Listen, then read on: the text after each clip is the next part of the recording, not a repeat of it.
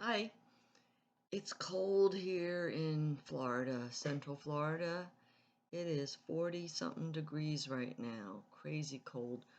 I went out today. Usually when it's cold out, I don't feel it even going out at all if it's below 65. Too cold for me. But I'm glad I saved some winter clothes. I got my warm jammies on right now. And I'm in a different position. You could see maybe from the background.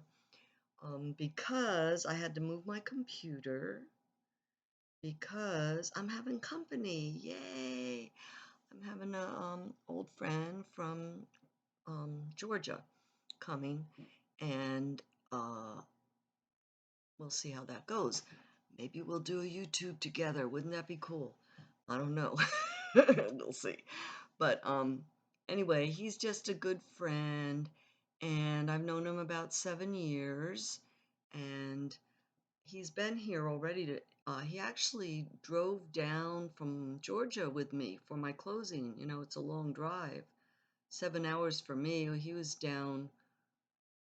Anyway, I picked him up on the way, and he sat with me through my closing, which was very nice because he has a lot of experience. He's bought many houses, and he did his own inspection for me and changed my locks, and he's been a sweetheart, a really, really good friend, and a dance partner.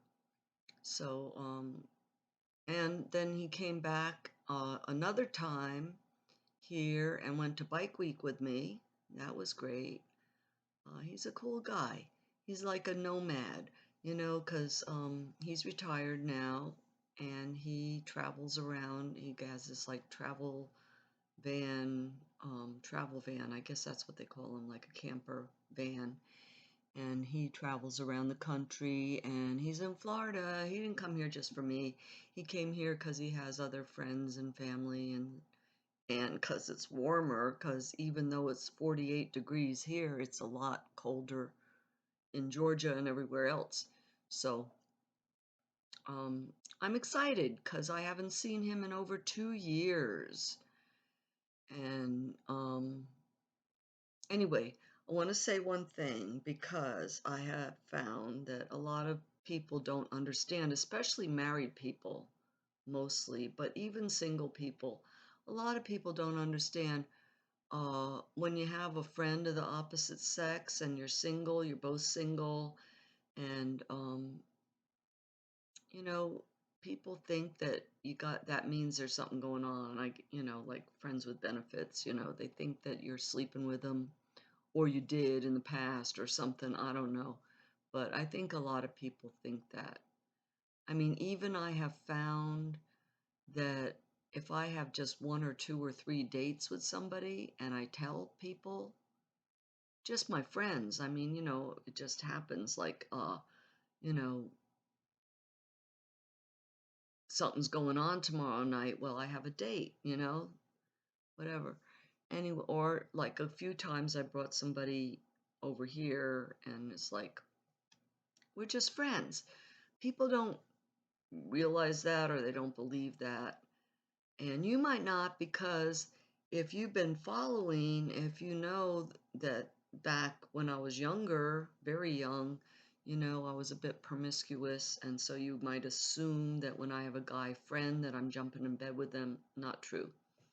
And he's a Christian. That doesn't mean a whole lot anymore, honestly, sadly. But he is one that's been a Christian all his life and really, living by the rules and all that. Anyway, he's a good guy. We've had a lot of fun together. I'm really, really looking forward to his visit. I guess I feel kind of lonely these days. I haven't had a visitor in a while. Sherry, who I've been calling through my story. I haven't talked about her in a long time, but she comes every 2 or 3 months, or I go there. She was the last visitor I had in December, and before that, it's been a while. So I don't know how long he's staying, but I think he knows he's welcome to stay as long as he wants, as long as he's still the same guy that I knew before. And as long as we can stay off the politics, because he's has a different head when it comes to that, and we don't, we don't agree on everything, but we still can get along and have fun, and that's why it's great. And he helps me out, and I'll cook him a few meals, and he'll be happy, I hope. And tell him he can do his laundry here since he's a nomad these days and that kind of thing. So, we help each other out. And I'm looking forward to that. I'll tell you more later when he's gone, or maybe we'll do this together sometime because he does YouTube also about his nomad travels. So, I wanted to get back to a couple things, fill in a few things, okay? First of all, I'm really ashamed of myself that I never mentioned when my dad died. But again, if you've been following my story, you know that we were never close, sadly to say. And he actually died.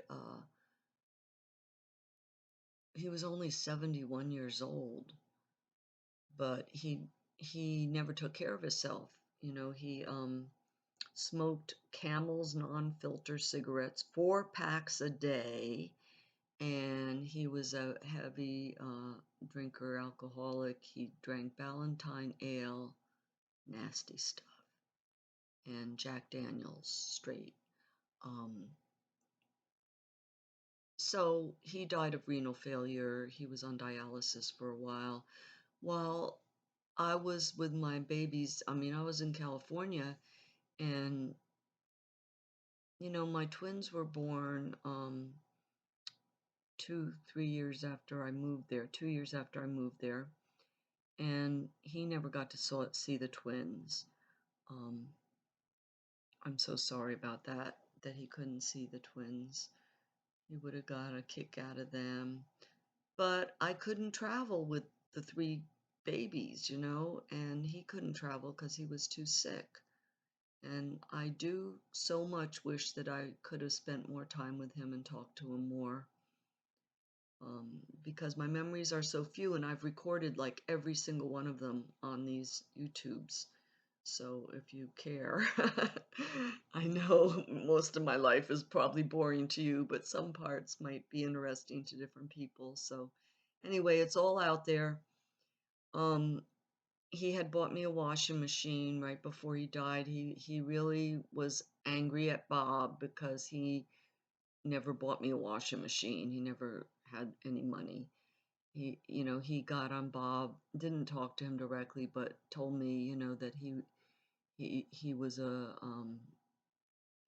he was really mad because he didn't take good care of us as far as material things, supporting us that way. The church took care of us, really. Um, anyway, so yeah, he died and wasn't able to go. They actually put the dialysis machine in the house, and my mom was taking care of him. My brother always held it against me to this day that I abandoned the family, um, and that I was not there for my grandmother's funeral or my dad's funeral, and he and his friends had to take care of things, be the pallbearers and all that stuff, and um, you know, he resented me for not being there and taking any responsibility for any of those things. Unfortunately, he hates me because of all that. And I probably could have been a better sister, I'm sure, in other ways too. But it's true, I abandoned the family because it was a messed up family. And my brother was a victim. I couldn't take him with me. Maybe I should have. I don't know. I was not a great big sister. I'm sorry, but I wasn't capable back then. And anyway, he hates me. That's why. Sorry. So, well, there's more to come. There's another reason coming up about things that happened with my mom. Anyway, that was my dad, God bless him. Our pastor who from the Methodist Church back in New Jersey, he went to visit him in the hospital when he was dying. Good man, Reverend Teet. And I wrote a letter because we're still in the 1980s, right?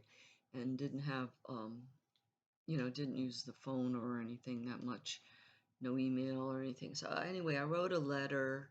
That was a way of communicating to the pastor, and I thanked him for visiting my dad and asked him if um, he had anything good to tell me about my dad's last days. And I'm thinking about, am I going to see my dad in heaven?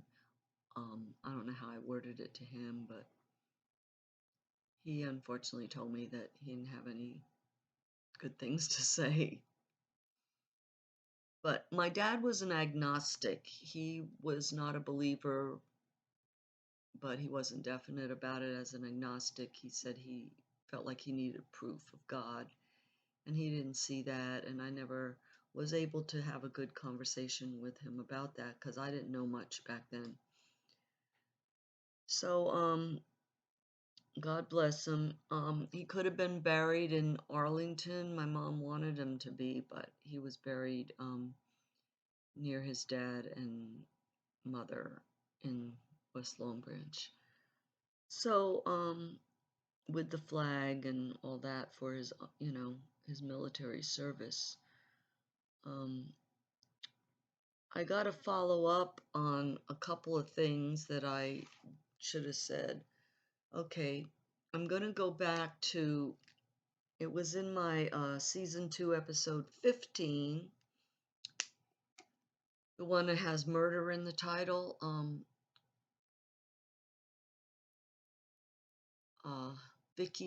Victoria Eddington was her name. And I just Googled it just to be sure of my facts, what I told, and yeah, it's out there.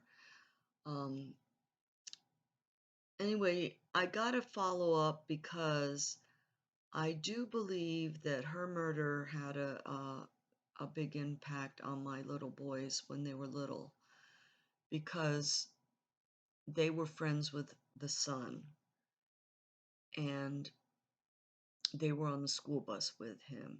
There was two of them, two little boys. Um, One was in Lauren's class and one was in the twins' class. And they used to tell me when they came home from school, they used to tell me that the kids would look out, those two little boys would be looking out the window from the school bus all the time looking for their mother. They were told that their mom left them. Everybody was told that she ran away and she probably had a boyfriend. She was very attractive. But I knew her personally, and I knew there was no way in the world that she would leave her children, 3 kids. And she loved those kids. There was no way in the world. She was a good mom. She would have never left those kids on her own. And that was the rumor around, that she took off with another man. And the kids were told that her mom went away, and they were always looking for her on the school bus driving home. And I remember one day one of the twins said to me that they thought they saw her. And they said, "There's my mom. There she is. There she is." And they tried to stop the bus and everything. And they were screaming and all excited. They thought they saw their mom. So sad, so heartbreaking. And like I told you in the other episode, that finally, years later, although other people like me who knew them personally, see, I didn't know the father personally, I knew the mother. People who knew the father personally, even the other Mormons who knew the father personally, they all thought he did it. He was a Marine, which has nothing to do with it really, except that he was a tough guy, I suppose, right? But And that's part of why people didn't believe it, because they thought that, he would be a more upstanding type of guy as a Marine to ever kill his wife. But that shit happens. Um, anyway, I had to tell that also my son, one of them, the twins, one of their friends had lived their on the bordering property next to them, right? Like I said, these are all mostly 20-acre parcels. I'm not sure because I never went to her house, but that's what I'm picturing. Maybe she was in a newer development that was smaller than that. I don't know.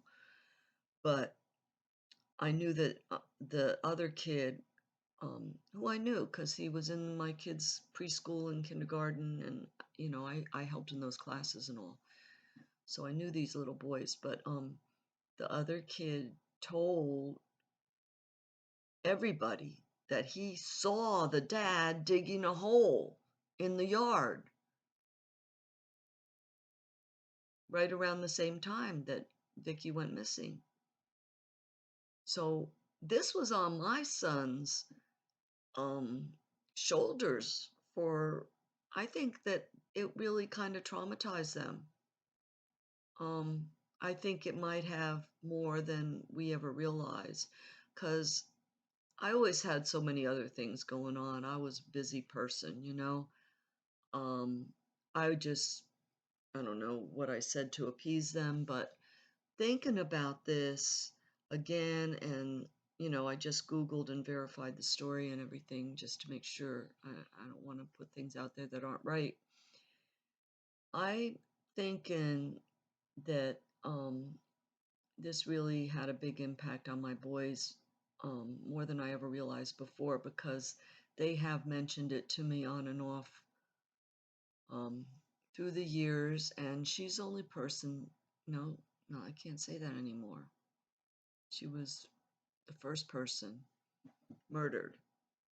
Um, Now there's another one that my one son knows, and I'll talk about that later. Um, okay, the other one I got to follow up on season 2, number 18, which was the very last one I posted. Okay, about the demons. Okay, um, got to follow up on what happened with that. Okay, first of all, I when I was telling the story, I didn't mention. I'm sure that I read Psalms 91 and Ephesians 6, because those are the ones that pop into my mind immediately, always, when I think about demons, always. And I'm sure I probably opened with one of those. Um, and later, not much later, but soon after that, found out that her husband, who was our good, close friend, and we loved him, he was the one. I'm not going to mention again. You go back if you want. I don't know. Anyway, her husband um, was a pedophile. Uh, it's hard for me to even talk about it. It's so horrible. But found out soon after all this demon activity in her house, found she caught her two little boys doing some things, sexual things. They were very young. And when she caught them, she's like, "Where did you learn this? Did you see this somewhere, or somebody did this to you?" Or, I mean, it's not normal for little kids, 2, 3, 4 years old, to be having sex with each other, you know? Um, they had to get it from somewhere. And she first off, her first thought into her mind was a neighbor that they were kind of friendly with, and it took her a while to get them to break out with the story because that's what always happens, just like when I was molested with my grandfather. It's a secret. This is our secret, right? So it took her a little while to pump out the story because she was accusing, I mean, at least she did to me, her neighbor that was very friendly with the little boys. They said, no, it wasn't him, it was dad that taught them this stuff because he made them do it to him. So sick. And you never know. This guy, who I called him Carl back in my other episodes, he was actually, he was in the Navy and wanting to be, he was like on the path, whatever he had to do, to be a Navy chaplain. Really sick stuff. And boy, you would have never known. He just seemed like the sweetest guy in the world. But so I lost my friend, who I called Diane, because of course, she left him, took the kids, and she went back to the other state that she came from to be close to her family. God bless her. And she is one that I'm so sad. I tried to connect with her through Facebook. We did write a couple letters, and I just got too busy and didn't continue. And I tried to connect with her for Facebook. I found her out there, but she never accepted my friend request. Maybe she forgot me or she didn't recognize all my names out there or something, after I got remarried and or my maiden name or whatever. Um, anyway, man, I wish I could be her friend again. She was a really sweet friend. Um, so I wanted to go into now at this time, my daughter Lauren, oh, time's almost up. She got an award, a couple awards. One for her artwork. She won a reward from the National PTA, and her artwork, her one picture she made, painted. I think it was painted. It might have been markers. I have to pull it out. But it was she got an award from the National PTA, and it went on tour with the whole National PTA. She was an artist. She hasn't kept up with it, so I say was, but I'm sure she has the talent still, and she should. She should go back to it. Um, and she also got an academic award, a $75 savings bond for an essay she did in the 5th grade, which is so beautiful. I'm going to read it separately on a separate YouTube coming up. Watch for that. And I just want to tell you one thing. I remember, no, maybe I won't. I'll wait till next time because my time's up. Okay, 23 minutes. Thanks for watching. God bless.